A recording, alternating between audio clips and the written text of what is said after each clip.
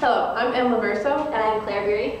And we're first year students at Franklin W. Olin College of Engineering. This is our final project for our modeling and control circuitry class. It involves using oscillating electromagnets to balance a metal marble on a moving ramp. Our circuit is in essence an oscillator.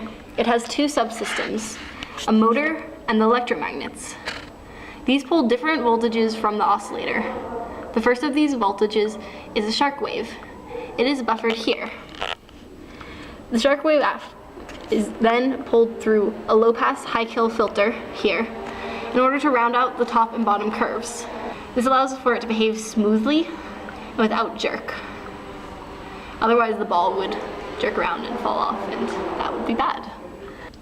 Our second subsystem is the electromagnet system. It's run from the square wave in the oscillator instead of the shark tooth wave like the motor. The reason we do this is because we only need the electromagnets to be on or off, as opposed to having a smooth gradient like the motor does.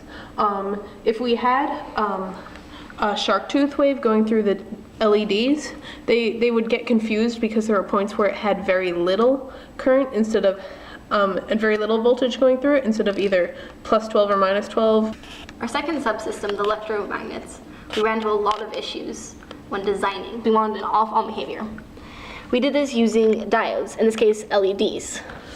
The LEDs allow for voltage to be passed in one direction, current to be passed in one direction, but not the other. So we have them set in opposition. So when when the voltage is plus, it goes through one, and when the voltage is minus, it goes through the other. This created the off-on behavior. Our second issue was based around current. In order for an electromagnet to function, it needs a lot of current running through it. The more current, the stronger the magnetic field of the electromagnet. To make this much current run through the system, we tried several things. We tried increasing voltage and lowering resistance using inverting amplifiers.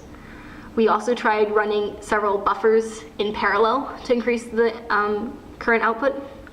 Both of these ultimately failed because op-amps only have a certain amount of current that they can allow to be fed into them, and the amount of current needed to run the electromagnets was substantially greater. So whenever we created enough current to run the electromagnets, we would burn out the op-amps, and whenever we didn't have enough current to run the electromagnets, the op-amps were fine, but obviously weren't running the electromagnets. To solve this, we came up with the idea of using transistors. So from these difficulties, you can see this is clearly a fairly complex circuit design challenge. And we came up with a solution to the circuit current conundrum by using transistors. The way that transistors work are that we have the output of the LEDs connected to the base pin, which basically drives the other two pins. The middle connector pin is connected to the electromagnet, which is also connected to the voltage rail. And then the third emission pin is just connected to ground. So the way that it works is that the circuitry inside of the transistor notices when current is being passed through it. So basically when the LED is on, the base pin connects the other two pins together, so it completes the circuit from the rail through the electromagnet straight to ground. As you can see, this simple circuit has no op-amps in it, so the large amount of current we're passing through it isn't burning up anything. These transistors that we used are specifically meant for large amounts of current, so they are perfectly rated to handle this kind of current that we're passing through them. So it acts as an if gate or a switch, so that whenever current is being passed through the LED, it switches it on and makes the electromagnets run.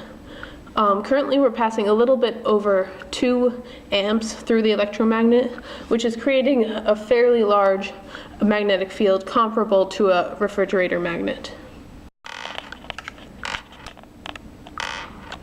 As you can see, the electromagnets work very well to pass the metal marble between them.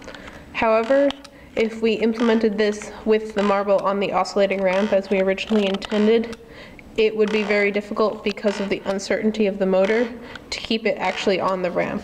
However, the magnetic system in the circuitry worked perfectly that it does, in fact, pass the ball between the electromagnets as intended. So there are several things within the mechanical domain which prevent our system from operating as we originally intended. A main one of these is the abilities of our motor and how we've set it to oscillate. For instance, you notice that it can be moved here, and it's just as happy oscillating in that position, which obviously would not work. It does slowly move back down due to gravity, but it doesn't want to stably stay in a set of values of positions. We would remedy this by adding a control loop to account for both the mass of the ball and the influence of gravity to keep it oscillating basically in a controlled location at a controlled frequency. Additionally, due to the fact that these are not mounted and the length of this ramp, having the ball run back and forth on it and have it bounce was very difficult. So anytime that the ball is close enough to the magnet that it would actually be affected, it pulls directly to the magnet. And anytime it's not close enough, it just falls off the edge of the ramp. One way we could fix this is by having a longer ramp with stronger magnets. In the current system, though our circuitry works very well and the electromagnets oscillate as we intended, actually bringing it all together and having them oscillate the ball on the ramp did not work perfectly.